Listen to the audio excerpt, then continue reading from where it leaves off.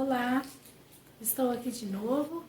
Hoje vamos estudar a lição de segunda-feira, que tem por título Revelando o futuro aos discípulos. Como Jesus revelou claramente o futuro aos seus discípulos? Aqui vamos ver aqui as palavras de Jesus. E começou a ensinar-lhe que importava que o Filho do Homem padecesse muito e que fosse rejeitado pelos anciões e pelos príncipes dos sacerdotes e pelos escribas e que fosse morto, mas que depois de 3 dias ressuscitaria. Nossa, que palavras duras, né, para os discípulos. Eles continuavam ali com Jesus em diálogo para entender um pouquinho, né, sobre o que Jesus queria dizer para eles. E Jesus usou, né, de várias formas, de vários jeitos de falar, para que eles conseguissem entender o que ele queria dizer, né? Vamos à pergunta B. Como Pedro reagiu?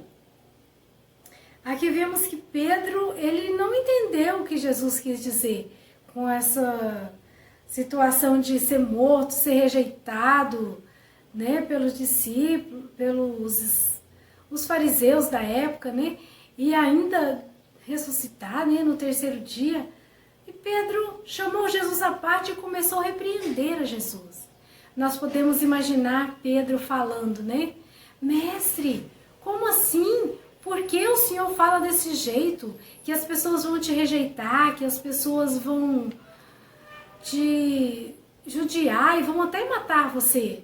Eles sabiam que Jesus tinha poder para transformar todas as coisas, que Jesus tinha o poder de mudar qualquer situação que ele quisesse, né? Então Pedro, ele não aceitou Jesus falar sobre o seu sofrimento. Ele não entendeu o que Jesus queria dizer. Vemos aqui a segunda parte. E os demais discípulos, como eles reagiram? Eles ficaram sem entender nada, eles ficaram calados, eles ficaram assim, mudos. Eles não tiveram coragem nem de questionar Jesus sobre o que ele tinha falado. Eles ficaram, como diz o outro, assim, sem palavras, né, sobre o que iria acontecer. E como Jesus continuou corrigindo este equívoco tão comum em relação ao seu reino, Jesus fez de tudo para que eles entendessem. E Jesus queria muito que eles entendessem. E Jesus continuou dizendo: o meu reino não é deste mundo. Se o meu reino fosse deste mundo, lutariam com os meus servos para que eu não fosse entregue aos judeus. Mas agora, o meu reino não é deste mundo. Jesus continuou falando para eles que o reinado dele não era aqui, nessa terra. Ele não iria tirar ninguém do poder para governar, como os discípulos achavam que ele iria fazer, né? Vamos aqui à segunda parte da pergunta.